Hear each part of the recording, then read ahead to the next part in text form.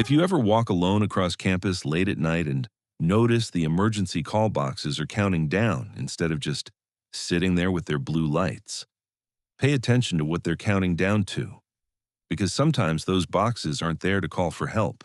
Sometimes they're there to warn you how much time you have left. I wish someone had told me that before October 17th, 2023, when I took the shortcut through the engineering quad at UCLA and learned that some paths across campus aren't shortcuts at all. They're tests. And if you fail, you don't just arrive late to your destination. I'm a graduate student in applied mathematics. I deal in proofs, theorems, and logical reasoning.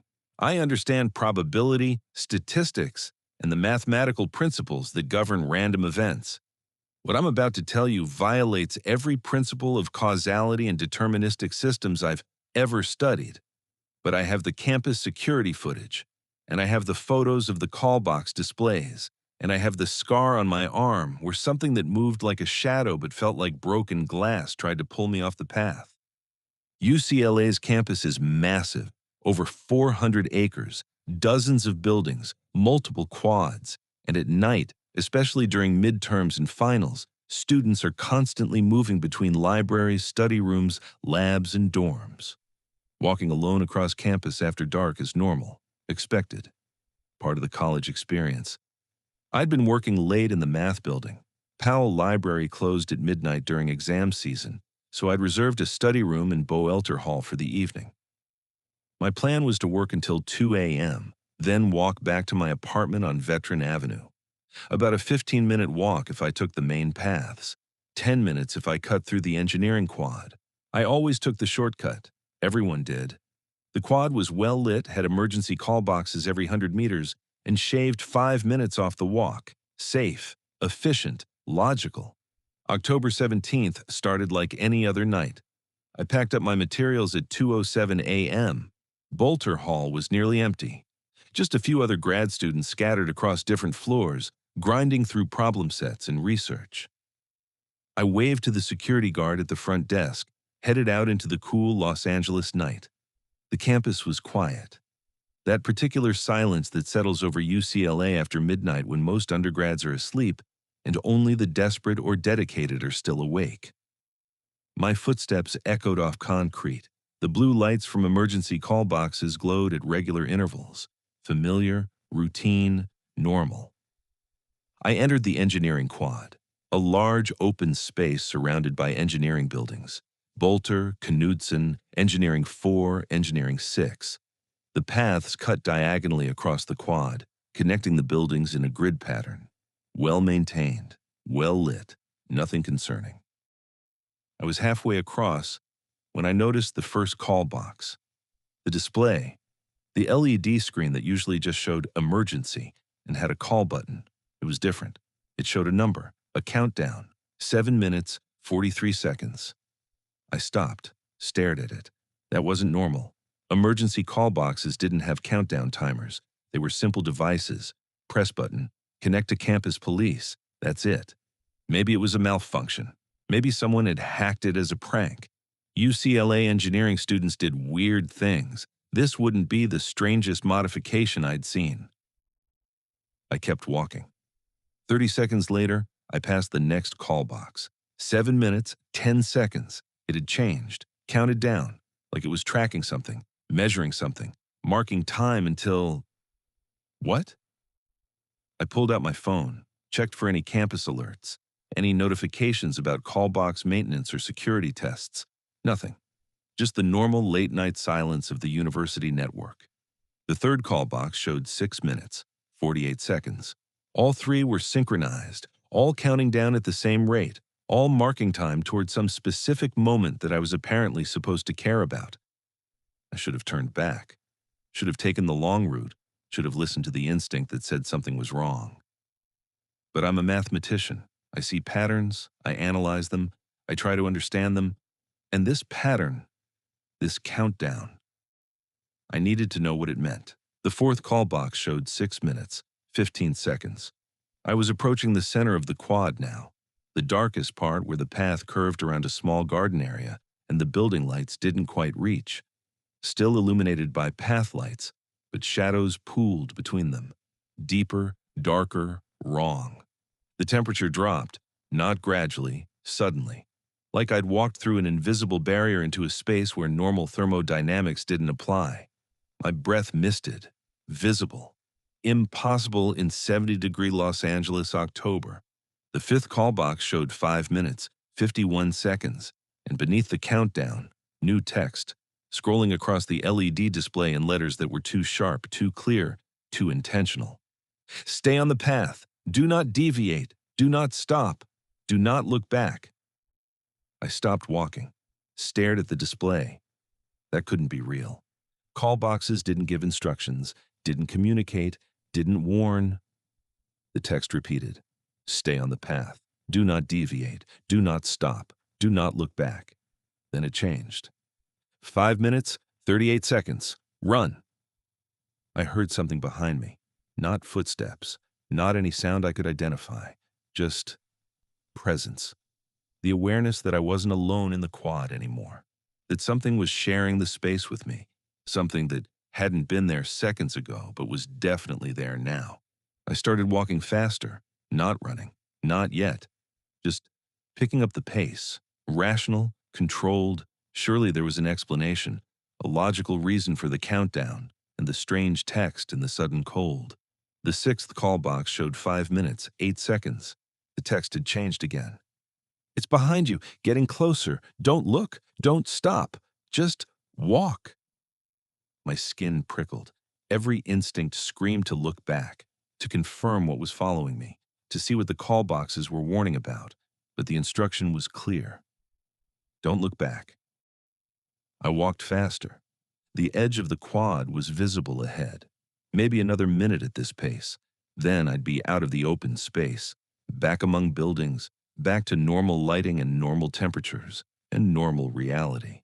The presence behind me was closer now. I could feel it, not hear it, not see it, feel it, like pressure on my back, like breath on my neck, like something vast and patient and wrong matching my pace. Staying just close enough, just threatening enough, just there enough. 4 minutes, 42 seconds. I need you to understand something before I continue. I'm not prone to panic. I've presented at conferences, defended my thesis proposal, taught recitation sections to hostile undergrads. I stay calm under pressure. But walking across that quad, feeling something follow me, watching those countdowns tick away, calm was becoming impossible. The seventh call box showed 4 minutes, 13 seconds. The text, almost halfway. It's testing you, seeing if you'll run. If you run, you lose. Walk, steady, don't show fear. How did the call boxes know I was afraid? How did they know something was following? How were they connected to whatever was happening? Unless they weren't emergency boxes at all. Not really. Unless they were markers, waypoints, guides through something that happened regularly enough to require instructions. A phenomenon, an event, a test. I thought about the stories I'd heard, urban legends about UCLA campus, about students who'd vanished, about strange occurrences in the engineering quad late at night, about paths that led somewhere other than their destinations if you walked them at the wrong time. I'd dismiss them, folklore, hazing stories, nothing real. But the cold was real. The presence behind me was real. The countdowns were real. And I was still only halfway across the quad. The eighth call box showed 3 minutes, 57 seconds. Do not leave the path. The gardens look inviting. Shortcut through them looks faster. It isn't. Stay on concrete. Stay in light. Stay moving. I looked at the garden area to my left. It did look faster.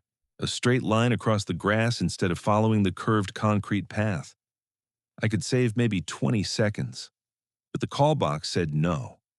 Said, stay on the path. And at this point, I was going to trust the mysterious LED instructions over my own navigation instincts. I stayed on concrete. Behind me, the presence shifted, moved to my left, like it was trying to herd me, push me toward the garden, toward the shortcut, toward the deviation. I compensated right, stayed centered on the path, kept walking. The ninth call box showed 3 minutes, 28 seconds. Good. It's angry now, frustrated. We'll try harder. Don't listen if it speaks. Don't respond if it calls your name. It doesn't know your name. It's guessing, testing, probing for weakness. It could speak? Sarah, a voice from behind me. Female, familiar. Like my sister's voice. My sister who lived in San Diego. My sister who definitely wasn't on UCLA campus at 2:30 in the morning. Sarah, wait, I need to talk to you. I kept walking. Didn't respond. Didn't acknowledge. Sarah, please, I'm hurt. I need help. Why won't you stop? Because you're not my sister. Because this is the test. Because the call box told me not to respond.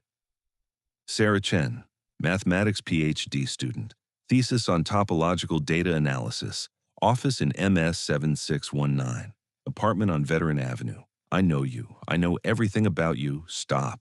Turn around. Look at me. It knew my name, my real name. Knew my research area, my office, my address. How? The 10th call box showed 2 minutes, 59 seconds. It's reading your student ID through RFID, accessing university databases. It's not psychic, it's networked. Don't be impressed, don't be scared, just walk. 2 more call boxes, 2 more minutes. Then I'd be out of the quad. Then whatever this was would end. Right? The presence wasn't behind me anymore. It was beside me now, pacing me. I could see it in my peripheral vision, tall, too tall, moving in a way that didn't match walking, flowing, gliding, staying just out of direct sight. Sarah, I'm your future. I'm what you become if you finish your PhD. If you continue this path, let me show you. Let me help you understand what awaits. Just stop.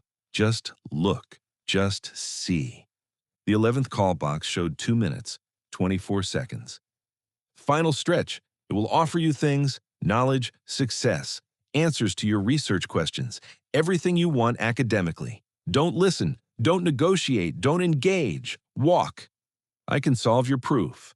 The one you've been stuck on for 6 months. The topological persistence homology problem. I know the answer. I can give it to you. Just stop. Just listen. I walked faster. Not running, but definitely not casual anymore. The edge of the quad was close, so close, maybe 30 more seconds. The presence moved in front of me, blocking the path, tall, shadowy, wrong, with angles that shouldn't exist and proportions that violated geometry, and a face that kept shifting. One moment my sister, next moment my advisor, then my mother, then strangers, then nothing. Then everything. You have to stop. You have to look. You have to acknowledge me. That's the rule. That's the test. Acknowledge my existence. Confirm I'm real, or you don't leave. Simple. The 12th call box showed 1 minute, 48 seconds. Walk through it. It's not solid. It's projection. It's fear made visible. It can't touch you unless you stop, unless you acknowledge. Walk through. I walked forward. Toward the thing blocking the path, toward the impossible shadow figure, toward the test. It smiled, with too many teeth, too many mouths, too many faces. You're choosing wrong. You're failing. Stop. Acknowledge, or I walked through it, cold. So cold, like walking through liquid nitrogen, like every cell in my body freezing simultaneously, like death, like void, like nothing. But I kept moving, kept pushing through, kept walking, and I emerged on the other side. The presence shrieked, not with sound, with feeling, with emotion made tangible, rage, frustration, defeat.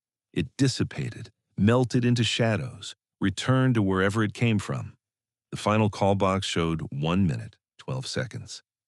Congratulations, you passed. Exit the quad, don't return tonight. Don't speak of this, don't try to understand. Just remember the rules for next time, because there will be a next time. There always is. Next time, I reached the edge of the quad, stepped onto the path between buildings, normal space, normal temperature, normal reality. The countdown hit 0. Behind me in the quad, all the call boxes went dark simultaneously, then relit with their normal blue glow. Normal emergency displays, normal functionality, like nothing had happened. Like the last 8 minutes had been hallucination or dream or stress-induced psychosis. But my breath still misted. My skin still felt frozen. My heart still raced. And when I checked my phone, 8 minutes had passed, exactly 8 minutes from entering the quad to exiting, the time the countdown had started at. I'd been given exactly enough time to cross the quad before… What? What happened at 0? I didn't want to know. Didn't want to find out. Didn't want to fail the test. I walked back to my apartment. Didn't sleep. Couldn't sleep. Just sat at my desk trying to process, trying to rationalize, trying to understand. The next morning, I checked the campus security office, asked about the engineering quad, about the call boxes, about any incidents the previous night. The officer looked at me strangely. The engineering quad? What about it? The call boxes. Were they malfunctioning? Showing countdowns? No malfunctions reported. Why? I saw something last night around 2:30 a.m. He pulled up security footage, showed me the quad, time-stamped 2:28 a.m. The video showed me entering the quad, walking across, alone, nothing following, nothing blocking my path, just me walking at varying speeds for 8 minutes, looking around, appearing to react to things that weren't there, looking crazy. "You okay?" the officer asked. "Midterms getting to you? You look stressed." "I'm fine, just thought I saw something. Must have been tired." But the footage was wrong, incomplete. Because my breath had been visible in 70-degree weather, because something had followed me, because the call boxes had given instructions. Unless the thing I'd encountered existed in a space the cameras couldn't see, a frequency they couldn't record, a reality that didn't overlap with normal documented reality. I went to the quad that afternoon. Daylight, crowded, normal. Examined the call boxes. They were standard emergency boxes, UCLA standard issue. Nothing special, nothing unusual. Except when I got close to the fifth one, the one that had first displayed the instructions, the screen flickered, just for a second, and I saw text. "See you tonight, same time, different test." Then it was gone. Back to normal. I didn't walk through the engineering quad that night, took the long route, added 15 minutes to my commute. Worth it. But at 2:20 a.m., my phone buzzed. Text message, unknown number. "You can't avoid it forever. The quad is your shortest path. Eventually you'll take it again. Eventually you'll need to cross, and we'll be waiting. Different test, different rules, different consequences for failure." I blocked the number, but another message came through. Different number. "The call boxes are trying to help. They're the university's attempt at accommodation, at warning, at giving students a chance. But they only work if you follow the rules, if you listen, if you learn." "What are you?" I typed back. "We're what happens when a campus is built on thin ground, when dormitories rise where burial grounds existed, when quads are paved over sacred spaces, when universities expand into territory that wasn't theirs. We're the remnant, the remainder, the thing that doesn't leave just because you built over it." Why the test? Why the countdown? Because we're contained, bound, limited. We can only act during specific windows, specific alignments, specific moments when the barriers weaken enough. And even then, we can only take those who fail, those who stop, those who acknowledge, those who break the rules. The call boxes help you pass, help you survive, help you earn your crossing. And if I don't cross, if I avoid the quad, then you add 15 minutes to your walk, every night, for the rest of your academic career. That's your choice. Efficiency or safety, time or risk. Math students should appreciate that calculation. The messages stopped. No matter how many questions I sent back, no answers came. I avoided the engineering quad for 2 weeks, took the long route every night, lost hours of sleep, lost productivity, lost the efficiency I'd relied on. But I stayed safe, stayed in normal spaces, stayed away from tests I didn't understand with consequences I couldn't calculate. Then, On November 2nd, I was running late, desperately late. Had to get to my apartment, grab a document I'd forgotten, and get back to campus for an 8 a.m. meeting. It was 7:30 a.m. No time for the long route. The quad was my only option. I entered at 7:32 a.m. full daylight. Students everywhere, groups walking to early classes, completely normal, completely safe. The call boxes showed nothing, just normal displays, just blue lights. I crossed the quad. Nothing happened, no cold, no presence, no countdown. Just a normal shortcut across a normal quad on a normal morning. And I realized the tests only happened at night, during specific hours, when the campus was empty enough, when the barriers were thin enough, when circumstances aligned, I could use the quad. Just not after midnight, just not when alone, just not when vulnerable. I changed my schedule, started leaving the library by 11 p.m. instead of 2 a.m., started walking with other students when possible, started treating the engineering quad like what it apparently was, a space with rules, with boundaries, with conditions for safe passage. And it worked for weeks, for months. No more tests, no more countdowns, no more encounters, until final season, December 13th. I was behind on work, needed to stay late, needed every available hour to finish my research before the semester ended. 2:15 a.m. I packed up, headed for the exit, looked at my route options. Long way, 20 minutes, safe, normal. Short way, 10 minutes, through the quad, through the test. I stood there calculating, weighing, deciding. My phone buzzed. Unknown number. Take the shortcut. You know the rules now. You passed once. You can pass again. And this time you might learn something, might understand what we're really testing for, might discover why the call boxes exist at all. I looked toward the engineering quad, toward the shortcut, toward the test. Made my choice. It was 11:47 p.m. when I realized the library basement had too many floors.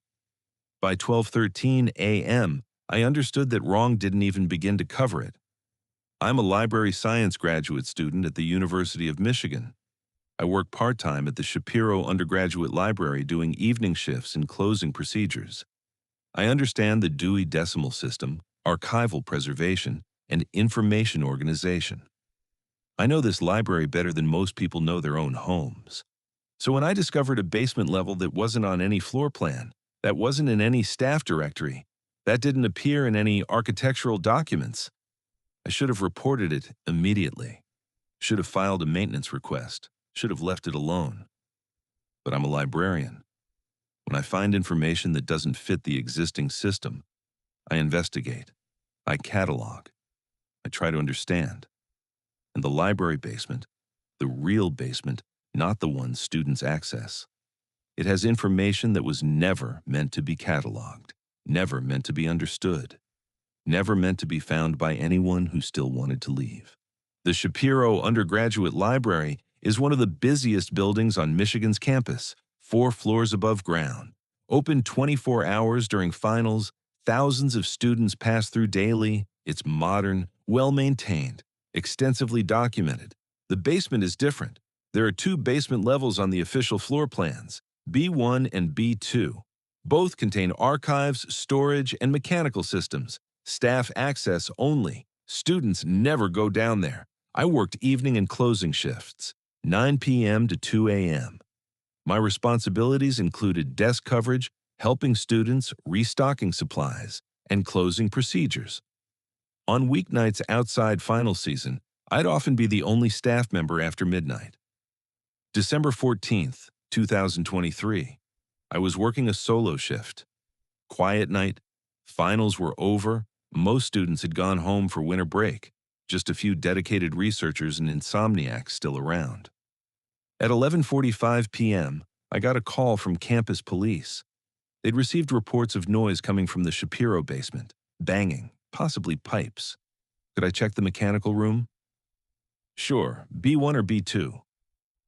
Report just says basement, probably B1. That's where most of the systems are. I grabbed my keys, headed for the basement stairs. The access door was marked Staff Only, Authorized Personnel.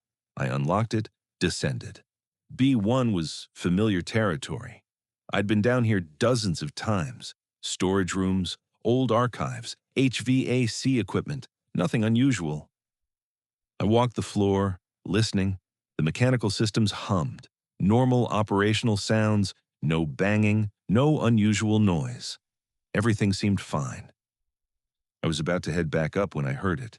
Distant, rhythmic, bang, bang, bang, coming from deeper in the building, below me. B2 then. I found the stairs to the second basement level, descended again. B2 was less familiar. I'd only been down here twice. Older archives, equipment that wasn't regularly maintained, dusty, darker, but still mapped, still documented, still part of the official library structure. I followed the sound. The banging was louder here, more distinct, definitely mechanical. Probably a pipe issue. I'd check, take some photos, file a maintenance request. The sound led me to the far corner of B2, to a door I didn't remember seeing before.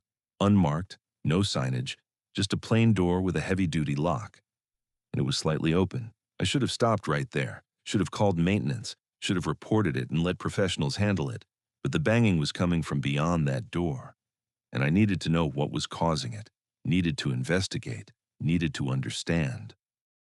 I pushed the door open, found stairs, descending, to a level that shouldn't exist. B3. The stairs were older than the ones I'd used to reach B1 and B2.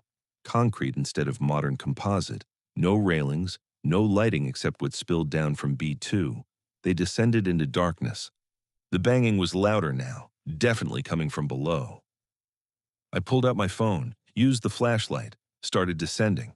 The stairs went down and down and down, more than they should. The distance between B2 and B3 felt longer than the distance between any other floors. Like this basement level was buried deeper, hidden deeper, placed somewhere further from normal university infrastructure. I reached the bottom, found myself in a hallway, long, dark, lined with doors, dozens of them, all identical, all closed, all unmarked, and the walls were wrong. They weren't the modern concrete and drywall of the upper basements. They were older, stone, brick, architecture that predated the library by decades, maybe centuries. The banging had stopped. The silence was worse. I walked down the hallway, checking doors, all locked, all sealed, all hiding whatever was stored behind them. Then I found one that was open, just slightly, just enough to see light coming from inside. Warm light, flickering light, like candles or oil lamps. I pushed it open wider, found a room, small, maybe 10 feet by 10 feet, lined with shelves, and on the shelves, books. Hundreds of books, all identical, all bound in the same dark leather, all without titles or author names on the spines. I pulled one down, opened it. The pages were filled with handwriting, neat, precise, dated, entries like a journal or log. December 14th, 2023, 11:47 p.m. Subject entered B3 for the first time. Curiosity motivated, investigating noise, did not notify supervisor. Classic librarian response to anomalous information. Predicted behavior matched. I stopped breathing. That was today, right now. That was me. I flipped back. Earlier entries. December 13th, 2023. Subject worked evening shift, uneventful, closed library at standard time, no investigation attempted, waiting for trigger event. December 12th, 2023. Subject researched basement layout during desk shift, noted discrepancies between floor plans and official records. Beginning to notice. Progression is expected. The book was about me, my activities, my shifts, my behavior, being observed, recorded, documented. By who? I grabbed another book, different handwriting, different dates, but similar content. A log of another person, another library employee, tracking their movements, their decisions, their slow discovery of B3. I pulled more books, more logs, more people, Dozens of them, hundreds, all library staff, all being observed, all discovering B3, all reading these exact books, all having this exact realization. And the most recent entries in each book, they all ended the same way. Subject has discovered the archive. Subject understands they are being documented. Subject will now make a choice: stay and learn more, or flee and forget. Choice recorded. Subject chose to stay. Integration beginning. I dropped the book, backed away from the shelves. This was wrong. This was surveillance. This was violation of privacy. This was something that needed to be reported immediately. I turned to leave, found the door was closed, locked from outside. I tried the handle, pushed, pulled. Nothing, sealed. My phone showed no signal, no Wi-Fi, no way to call for help. The candles in the room flickered, went out.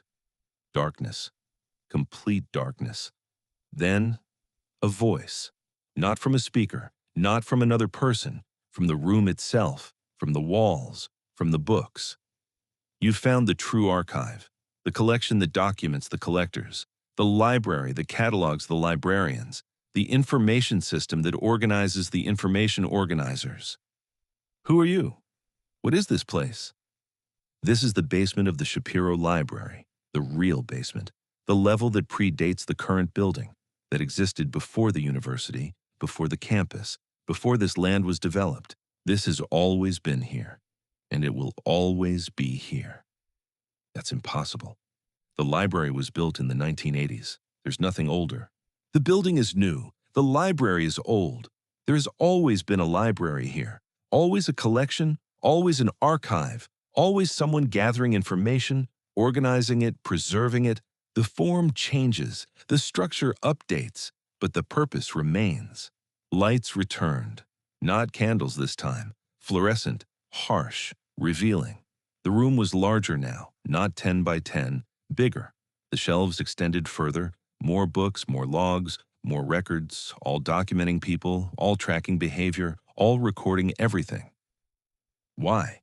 Why document the librarians? Because librarians are the keepers, the organizers, the ones who control access to information. You must be watched, understood, predicted. Otherwise, the system fails. Otherwise, information becomes chaos. Otherwise, knowledge escapes its containers. This is insane. This is illegal. This is necessary.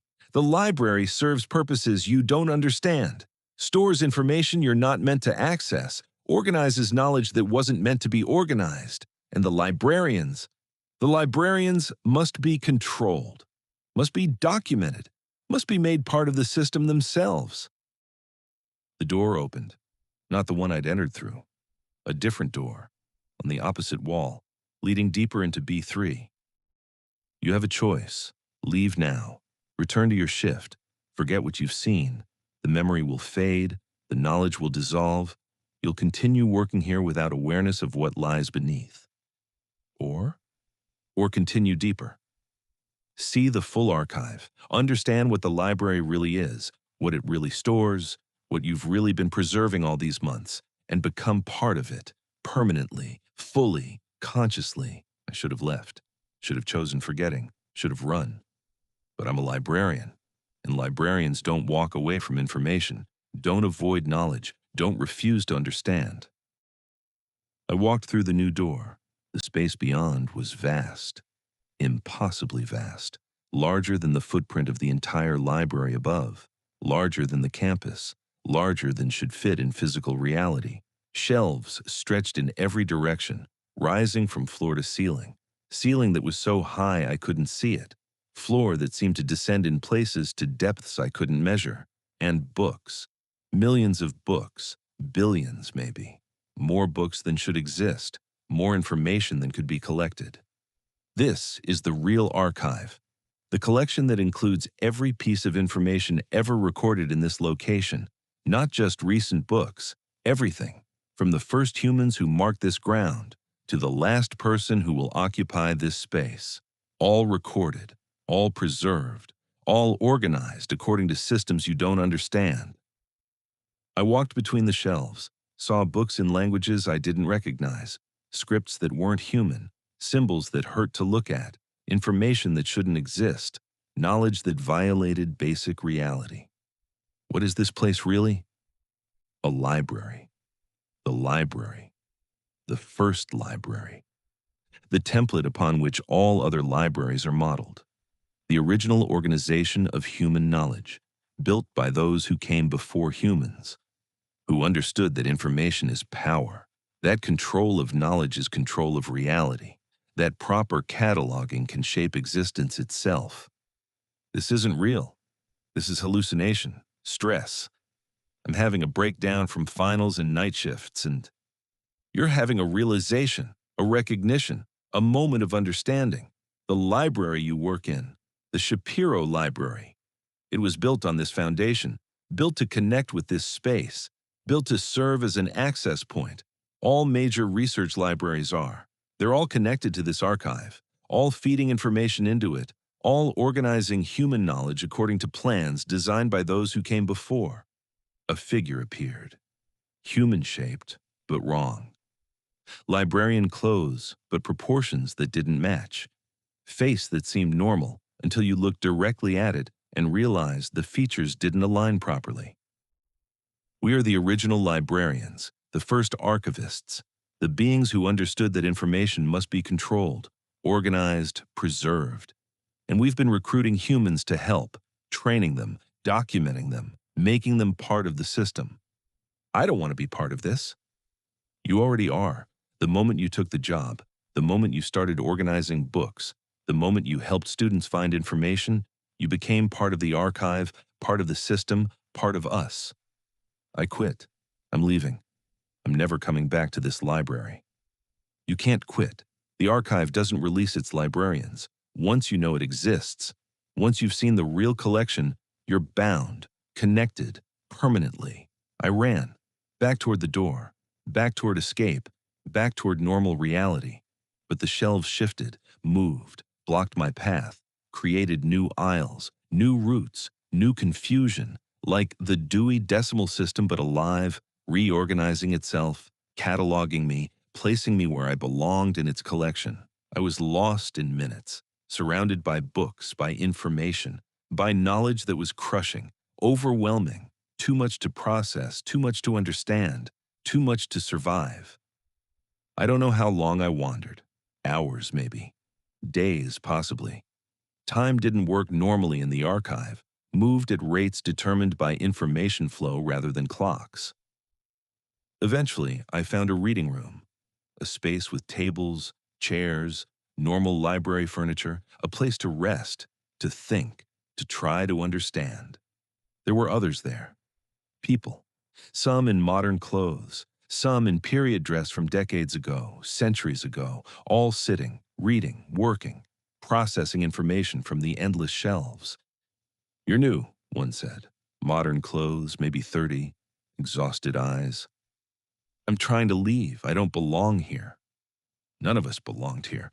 We were all just library staff, just doing our jobs. Then we discovered B3. Then we made the choice to learn more, and now we're permanent residents, part of the archive. We process information, catalog knowledge, organize the chaos. It's not terrible. The work is meaningful. The information is fascinating, and we're kept comfortable, fed, cared for, as long as we continue serving the archive. How long have you been here? I started working at Shapiro in 1997, discovered B3 in 2003.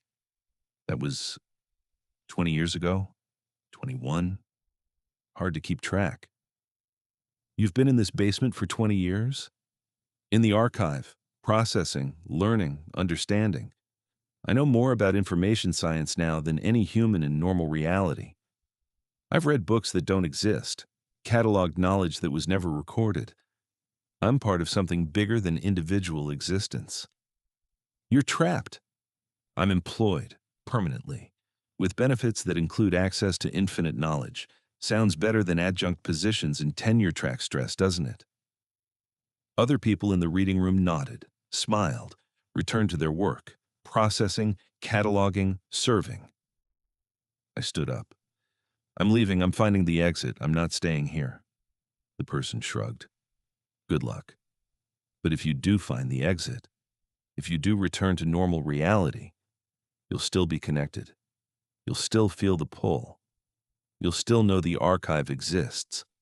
And eventually you'll come back. Everyone does. The knowledge is too tempting, the information too valuable, the understanding too important. Watch me.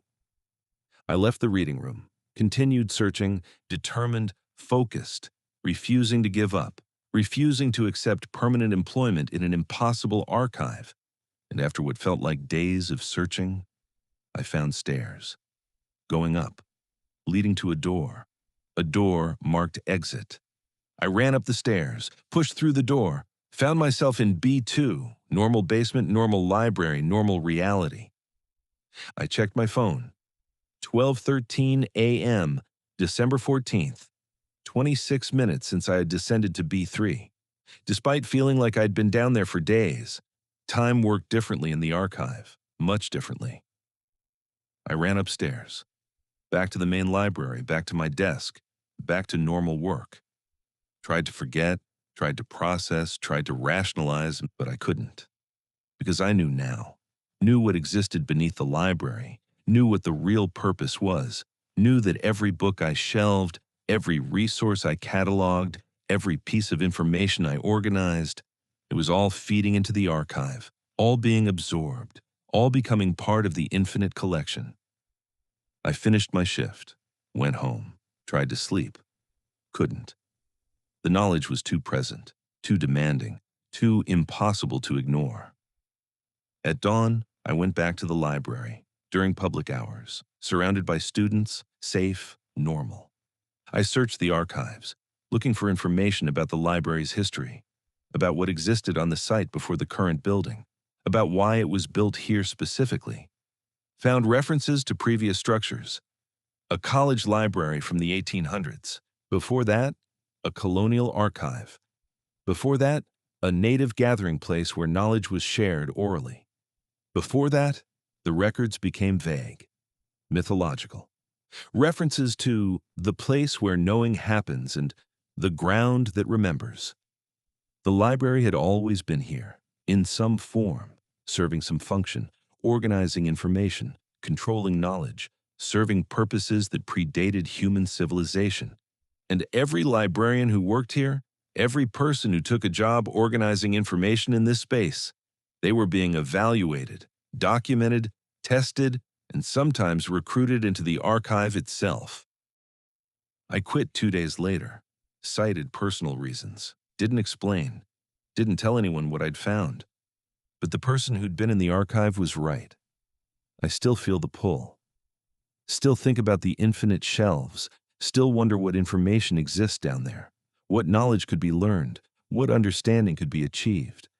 And sometimes, late at night, I hear the banging, the same rhythmic sound that led me to B3, calling me back, inviting me to return, promising answers to questions I didn't know I had.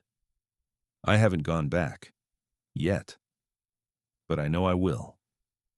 Eventually, because I'm a librarian, and librarians are drawn to information, to knowledge, to understanding, even when that understanding costs everything, even when the information is infinite, even when the knowledge transforms you into something that isn't quite human anymore, something that exists in service to an archive that predates humanity and will outlast our species, something that catalogs, organizes, preserves forever.